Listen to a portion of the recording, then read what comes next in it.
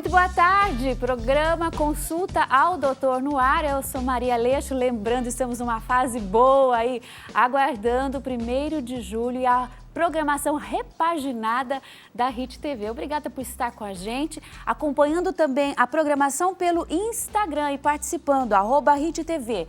Facebook, Hit TV Oficial. O site é o www.hittv.com.br e ainda no YouTube, Hit TV ao vivo. A gente começa o programa de hoje cumprimentando o nosso primeiro convidado para falarmos sobre a queda de fertilidade na mulher.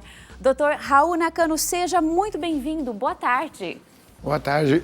É um prazer poder vir aqui no seu programa novamente, né? E poder tirar as dúvidas que, às vezes, deixam as pacientes muito conflitantes, né? Sim. Foi um prazer poder ajudar essas pacientes. A Hit TV e o Consulta ao Doutor é que lhe agradece. E seja bem-vindo mais uma vez.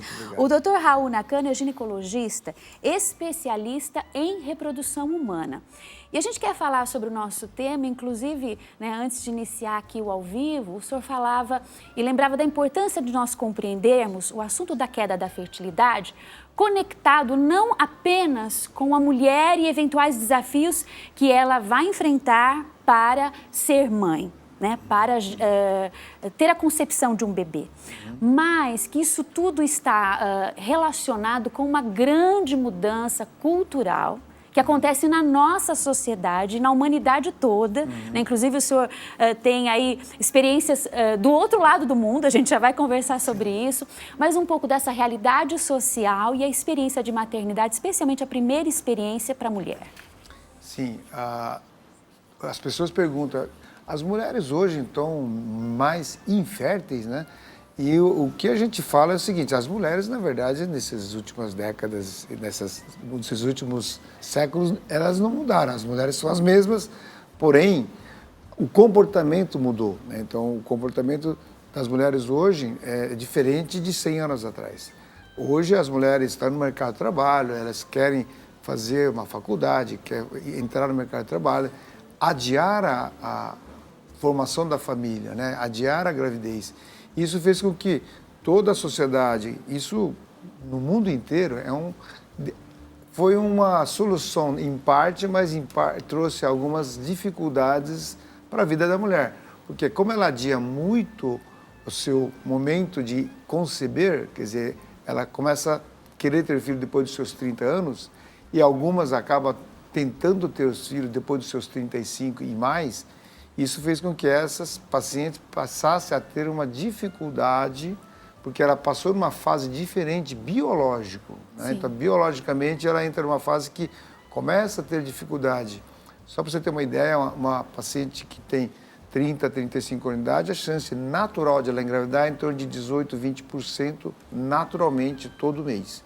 Com 38 anos de idade, isso já é a metade. Então, é em torno de 10% a chance por mês. Então, isso, houve uma mudança, há uma mudança de quantidade e qualidade dos óvulos da mulher. Então, o comportamento dela mudou, ela está casando mais tarde. É claro que as mulheres tiveram uma conquista, elas conquistaram o controle da natalidade, né? Foi uma revolução, ela conseguiu esse controle, ela se emancipou, foi no mercado de trabalho, mas ao mesmo tempo, de outro lado, ela fez com que essa dificuldade biológica nascesse. Então, não é que ela é hoje mais infértil, hoje ela está concebendo no momento que é mais difícil conceber. Então, a mudança de comportamento, isso reflete no mundo inteiro, não é só no nosso meio, nos países do primeiro mundo também, isso é mais evidente, né? Eu tive um tempo fazendo estágio lá no Japão, e lá, cerca de 65% das mulheres têm mais de 40 anos tentando engravidar. Então, assim, aqui no nosso meio é em torno de 40%, mas lá já tem 60% das pessoas. Então, a maioria das mulheres que estão tratando tem essa idade. Tem essa idade, mais de 40 anos. A gente tem relações biológicas, portanto, Sim. com isso tudo, né? Correto. E a medicina dando respostas a isso, a gente vai falar sobre esses avanços, essas possibilidades. Sim. Nessas questões do corpo da mulher, o senhor citou os óvulos. Sim. São a primeira causa das dificuldades de engravidar, dos problemas de fertilidade, a qualidade dos óvulos, doutor? Vamos dividir em 4 fatores básicos Sim. que a gente necessita para conseguir uma concepção. Então, a gente tem o útero, que é um fator importante, mas ao longo do tempo ela muda pouco, ela não perde tanto a sua grau de fertilidade. Tem um fator masculino. O sêmen, ele é relativamente tranquilo, ele começa a ter variações importantes a partir dos seus 50 anos de idade, então é mais tardio, né? O homem também interfere, mas é mais tardio, né? Tem o fator tubário, que a tropa, a princípio, se você não tiver nenhum processo inflamatório que atrapalhe, ela não vai atrapalhar tanto na fertilidade. O único fator limitante é o óvulo. Ele é o mais expressivo mesmo. Ele envelhece, entre aspas, né? Porque a quantidade de óvulo que a gente tem é estanque. Quando a gente nasce com mais ou menos 1 milhão e pouco de óvulos. E esse óvulo, você vai eliminando mês a mês, todo mês, uma quantidade que varia em torno de 400 mil óvulos por mês. E apenas um ovula, que pode ser concebido. Os 300 e poucos são os testes da natureza ali, no processo que isso acontece. Mês a mês. Né? E quando ela chega com 37 anos de idade, mais ou menos, ela já perdeu 90% do seu estoque de ovos. Diferente do homem. O homem, o sêmen, ela é produzido constantemente. Então, entre aspas, é como se estivesse renovando o tempo todo. Né? E na mulher não, ela já nasce com o seu estoque que ela vai utilizar durante toda a vida. E esse estoque, ele cai abruptamente a partir dos 35. Aí que mostra por que as mulheres, depois dos 35, começam a ter dificuldade de gravidez. Então, qualquer mulher que tiver mais de 30, que estiver beirando os 35, é bom fazer uma consulta com o médico. Hoje tem um hormônio chamado hormônio antimileriano. Esse hormônio é muito interessante. Ele dá uma ideia da reserva ovariana. O quanto de óvulos ela ainda tem no seu estoque.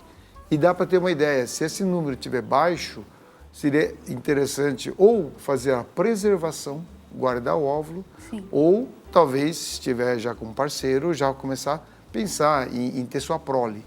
Né? Então, hoje a gente tem algumas coisas que, no caso, a tecnologia pode auxiliar, dando um parâmetro, né, para essas pessoas que estão pensando em adiar ou estão ainda pensando em deixar a sua formação da sua família para mais tarde. Esse hormônio é muito interessante, chama hormônio antimileriano. Vocês que estão aí com mais de 30, antes dos 35, pede para o seu ginecologista pedir esse hormônio chamado hormônio antimileriano. Pega um papelzinho, anota. O hormônio antimileriano é importantíssimo. E é uma forma, então, de mapear a qualidade ou quantidade de óvulos que a mulher tem. Seria mais o estoque, então é a quantidade. Quantidade. Dá para saber o estoque de óvulo que ela tem. E aí, se tiver baixo, aí seria bom, interessante procurar um profissional da área de fertilidade e trocar uma ideia, porque o estoque estando baixo, pode ser que futuramente ela vai ter dificuldade ou de engravidar e conceber. Então, para a gente continuar falando sobre como lidar com esse estoque e enfrentar uma queda de fertilidade natural, biológica, né? Não é do nosso tempo, é da constituição do corpo feminino. Só 2 perguntas, 2 curiosidades. Então, a gente tem a ideia de que a menarca marcaria para a mulher a primeira menstruação, o início da sua vida fértil. Não é assim. Ela é um momento importante, mas a vida fértil não começa na menarca e termina na menopausa. Ela tem, na verdade, esse complexo momento biológico mais propício para a mulher. Seria isso? Vamos resumir um pouquinho. A palavra menarca é o início da primeira menstruação. Sim. Então, o óvulo, quando ela nasceu, ela tinha um estoque, e esse estoque, na verdade, até a menarca, ela já vem perdendo. E quando chega na menarca, ele não começa a se desenvolver na menarca, então? Não. Ela já vem com estoque desde quando nasceu. Quando chega na menarca, é que ela tem condições hormonais, biológicas, em que esses óvulos consegue atingir a maturidade e ovular e conceber. Então, antes, esses óvulos estão como se estivessem quiescentes, meio que dormentes. Eles não estão ainda em capacidade de ovular e conceber. É como se fosse uma criança que ainda não está madura. E dizer que também a menarca é um momento de adolescência, de cuidado, de carinho, mas só marca um momento biológico de concepção. Ela começa a ter óvulos em condições de conceber, porque o hormônio ajuda. Porque antes os hormônios não estão ajudando a fazer com que esses óvulos atinjam a maturidade. Sim. É como se os óvulos fossem todos imaturos. E aí, quando chegar na menarca, ela atinge uma fase em que esses óvulos passam a ser maduros e concebíveis. E o fato de eu, aos 35, 40, 45 anos, né, ter um ciclo menstrual regular, normal, como eu tive praticamente ao longo de toda a minha vida, desde a menarca, não significa que eu tenha uma alta fertilidade, porque depende do meu estoque de óvulos.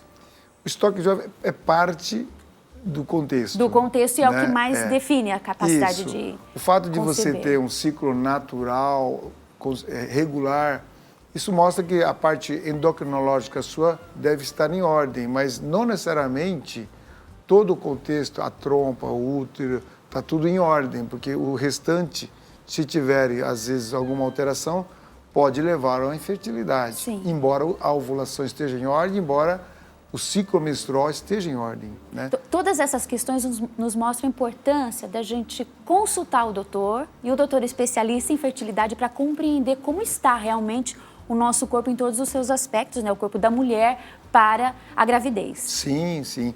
Porque, como eu comentei, a infertilidade, falando de maneira bem simples, tem 4 fatores.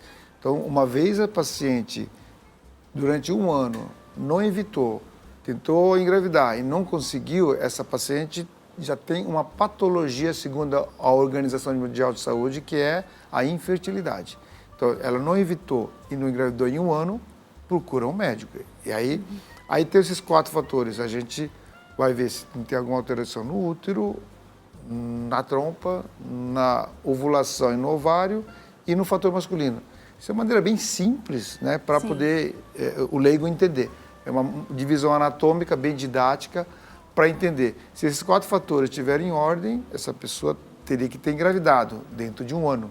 Se não engravidou, tem que procurar um especialista, né, pelo menos um ginecologista, para poder pedir os principais exames para saber o que está acontecendo. Sim. Um pouquinho do resultado, daquilo que o senhor viu na sua estada de estudo, trabalho e pesquisa no Japão, para a gente comparar um pouquinho com a realidade aqui da mulher brasileira, por exemplo. Então, como lá o hábito é diferente e tem a alteração cultural, eles casam mais tarde, né? E isso um pouco, o pessoal do primeiro mundo, eles costumam adiar um pouquinho a concepção.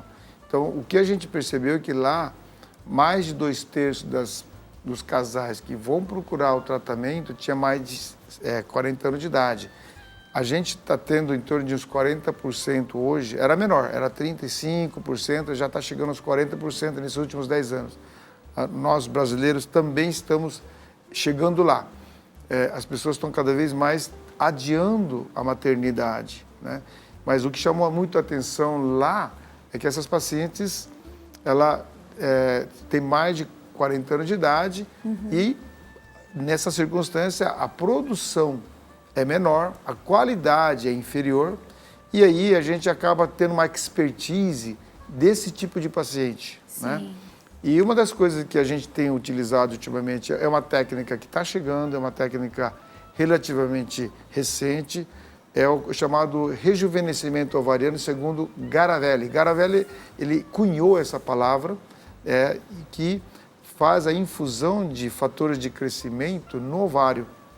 E algumas pacientes que têm ovário com baixa produção ou paciente que tem uma menopausa precoce, por exemplo, pode vir a voltar a ovular, de acordo com a infusão desses fatores de crescimento. Em nosso serviço, a gente já tem em torno de 4 pacientes que estavam com menopausa, a maioria menopausa precoce, que a gente fez essa infusão e conseguiram gravidez, né? Então, isso é uma nova dimensão, uma nova técnica. Não pode se falar que isso trouxe uma resolução, mas é uma luz que aparece do fundo do túnel daquelas pacientes que não tiveram oportunidade de conseguir um tratamento, né, onde o ovário tinha já encerrado o seu expediente, é como se reativasse. É muito interessante porque quando você tem uma paciente que entra em menopausa, ela ainda tem um estoque mínimo que é calculado em torno de 10 mil óvulos, ainda estão quiescentes, estão dormentes, estão parados e não vai ovular. Mas se a gente pegar esse fator de crescimento e fizer a infusão, esses óvulos voltam a ser ativados e voltam a ovular. E com isso a gente tem 4 pacientes que, nessa circunstância, que voltou a ovular e engravidou. Gestante então, nesse momento? Sim, Olha, algumas já nasceram. Hein? Ah, já nasceram os bebês? Já nasceram, tem algumas que estão em fase e está na sequência, né? Mas é boa curiosidade, né? A vinda de uma criança, a luz sempre traz essa alegria. A gente quer saber, já nasceu? Já nasceram. Parabéns, doutor. Mas, de qualquer forma, lá no Japão, realmente, os pacientes são muito mais maduros, né? Uhum. Eu falo que as minhas pacientes são todas jovens. Essas são as menos jovens, que têm mais de 40 anos. Sim. E elas, a gente consegue dar uma abordagem específica para esse tipo de paciente que tem um cuidado próprio, né? Sim. A gente ganhou uma certa expertise para poder tratar esse tipo de paciente, porque ela não é aquela paciente que funciona, responde igual aquelas pacientes de 35, 36 anos de idade, que tem uma fisiologia já consagrada, mas acima de 40 ela tem uma fisiologia um pouquinho diferente. Então tem que tratar também de maneira especializada, né? E o aspecto emocional dessas pacientes? A gente pode estar aqui nesse momento, né, dando informações para todo mundo, é claro, estamos respondendo às suas perguntas, tratando desse tema, mas se alguém está vivendo um momento como esse, a gente sabe, o senhor também vive isso no contato com as suas pacientes, que o aspecto emocional ele surge de maneira muito significativa. Então, como lidar com ele para colaborar no trabalho médico, nas terapias todas, nas tecnologias que se tem para a questão da infertilidade? Olha, a maternidade é uma circunstância que envolve um fator emocional muito forte, né? E a gente percebe que ser mãe é algo assim incomensurável, né? Então a gente observa que assim, eu falo brincando, que se for homem, o pessoal, na primeira injeção ele já desiste. Porque vocês, mãe, assim, quando quer, às vezes está difícil, é sacrificado, mas elas são guerreiras. Resilientes, perseverantes, né? São perseverantes. É admirável. Então, assim, realmente, assim, é desgastante. Eu falo que tem desgaste, são 3 desgastes. O desgaste físico, toma injeção, toma remédio, aplica isso, aquilo. E depois tem o desgaste emocional, né? Porque quando vem a menstruação, o mundo desaba, né? Porque é sinal de que não houve sucesso aquele mês, né? E não deixa de gastar uso de remédio, tratamento. Então, é um desgaste físico, emocional e financeiro, né? Então, realmente, assim, não é fácil. Mas ela recebe todo o apoio, né? A gente procura, sabendo disso, a gente procura, pelo menos, atenuar um pouquinho essa dificuldade, esse sacrifício que elas estão passando. Né? Sinta-se apoiada pelo conhecimento científico, pelas equipes. A gente tem pergunta? Vamos para a tela conferir. Quem está participando conosco? Jéssica Pacheco, boa tarde. Boa tarde, Jéssica. Que bom ter a sua participação. Ela pergunta assim, ó, tenho 32 anos e meu marido 23. Meu marido é paratleta e ele tem oligospermia severa por causa da hipófise. Eu tenho a tuba direita obstruída.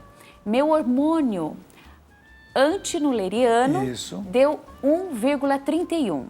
Qual a orientação que o senhor nos dá? Consultando o Dr. Raul. Então, Jéssica, eu acho que o seu caso tem solução, porque a antimileriana está no 1,3 significa que você tem um estoque bom. Então, essa parte não é tão complicado. O sêmen, ele falou que tem oligospermia severa. hoje tem uma técnica chamada ICSI, que consegue pegar os melhores sêmen e a gente utilizar e fazer a fecundação in vitro. Né? Então, o sêmen dele está prejudicado, mas existe como recuperar esse sêmen. Então, o segundo fator está em ordem. E ela está com 32 anos de idade, normalmente a qualidade dos ovos são bons. Se a trompa está com problema, é claro que a gente pode utilizar uma técnica que não necessita de arrumar a trompa. Mesmo que arrume a trompa dela, como ela tem uma quantidade de sêmen abaixo, não vai fazer muita diferença. Então, a técnica mais correta seria a reprodução assistida, utilizando a técnica de ICSI. Esse tipo de tratamento não é assim, para nós que fazemos reprodução assistida, é quase que nossa rotina, né? Uhum. E os resultados são muito promissores, é gratificante. Que bom. Jéssica, obrigada mais uma vez pela sua participação. Que fatores a gente tem, por exemplo, nós começamos falando da questão comportamental, né? Da cultura interferindo, não a interferência, né? Mas modificando a experiência de maternidade da mulher e, portanto, o resultado. Sim. E que fatores a gente tem hoje? Por exemplo, a poluição, os níveis de estresse nessa sociedade de muita informação e muita rapidez. Como lidar com eles e eles atrapalham também a maternidade? Sim. Cada vez mais se fala em estilo de vida. Então, assim, o conjunto disso tudo que você falou, ela cada vez mais interfere nos resultados. Então, desde o uso de produtos que você alimenta. Então, hoje, qualquer coisa que você alimenta tem acidulante, corante, são substâncias que muitas vezes, em pequena quantidade, não traria problema, mas se você usa diariamente, por um período longo, pode trazer algum malefício. E, principalmente, o uso excessivo de álcool, né? O álcool excessivo, ele traz problema nos dois, tanto no marido e na mulher. O índice de massa corpórea elevada, né? Então, excesso de gordura, isso também interfere. Uma pessoa obesa tem 30% menos chance de gravidez por causa do metabolismo que está alterado, né? Então, obesidade, alcoolismo, tabagismo, o tabagismo também interfere. O uso excessivo de estimulante, tipo esses derivados de cola que tem cafeína, né? Tem esses energéticos que tem cafeína, tem taurina. Teoricamente, fazer uso uma vez ou outra, porque está numa festinha e tal, entre aspas, né? A gente faz vista grossa, mas assim, tem gente que faz uso diário e isso não é legal. O uso excessivo do café mesmo, do dia a dia, que é uma cultural. Eu acho que é saudável de manhã, depois do almoço, um pouco, mas assim, o uso excessivo. Eu conheci pessoas que tomavam uma jarra por dia e isso, ao longo do tempo, se faz um uso crônico. Esse crônico, eu digo, meses, né? Anos. Ela vai modificando, vai dificultando, principalmente o lado masculino, né? Hoje a gente vê as pessoas fazendo academia, mas faz academia com uso de anabolizante. O anabolizante, ele detona a produção de espermatozoide. O que está acontecendo muito, que tem pessoas que estão vindo na clínica com infertilidade, onde o marido está com sêmen alterado, e ele está todo bombado. E aí eu falei assim, olha, isso está atrapalhando, você vai ter que parar. Dura é fazer parar de usar, porque ele está bombado, ele não quer perder a massa. Então, de qualquer forma, assim, estilo de vida. Ele está sentindo vigoroso, porque o anabolizante dá uma sensação de bem-estar, né? E aí ele não quer tirar. Então, estilo de vida de novo, né? Sim. Um sono adequado, né? O sono bom. 2 horas antes de dormir, tem que tirar a tela azul. Então, seria o computador, seria o celular, o tablet, né? Tudo que tiver televisão, né? Não é adequado. Quero ter um sono de qualidade, tem que desligar antes. Então, isso também interfere, né? À noite, quando você for dormir, coloca a mão, se está enxergando as mãos é porque tem LED ligado em algum Tem lugar. que desligar. Aí o certo é tirar esses LED, Ai, né? doutora, a gente vai para o intervalo, encerrando então a nossa conversa aqui. Que bom recebê-lo mais uma vez aqui na HIT. Obrigada. E os contatos: Instagram, @ferticlean, e o site ferticlean.com.br. Doutor Raul Nakano conosco. Obrigada mais uma vez. Muito prazer, foi um prazer enorme poder tirar as dúvidas. E muitas vezes os pacientes têm dúvidas e acabam não conseguindo tirar, e para nós é uma satisfação poder ajudar essas pessoas.